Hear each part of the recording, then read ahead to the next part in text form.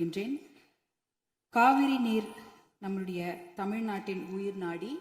38 மாவட்டங்களில் 28 மாவட்டங்கள் காவிரியை நம்பிதான் இருக்கின்றன. 8 கோடி மக்களில் 5.5 கோடி மக்கள் காவிரி நீரை நம்பிதான் இருக்கின்றார்கள்.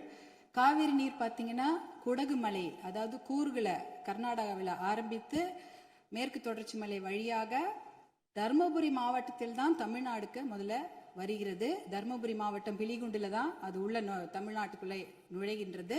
கிட்டத்தட்ட 800 கிலோமீட்டர் அது டிராவல் பண்றாங்க. அந்த காவிரி நதி நீர் பார்த்தீங்கன்னா 800 கிலோமீட்டர் கர்நாடகாவிலிருந்து தமிழ்நாட்டுக்குள்ள டிராவல் பண்றாங்க.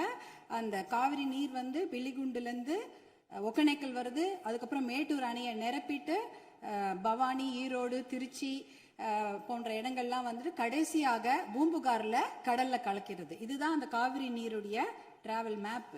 இதுல பாத்தீங்கன்னா 320 கிலோமீட்டர் மட்டும்தான் கர்நாடகாவில் காவிரி பாய்கிறது.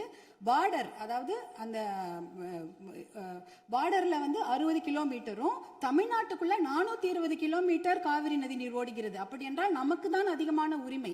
420 கிலோமீட்டர் தமிழ்நாட்டில் ஓடுது, நம்மளுடைய மாநில எல்லையில 60 கிலோமீட்டர் ஓடுகிறது.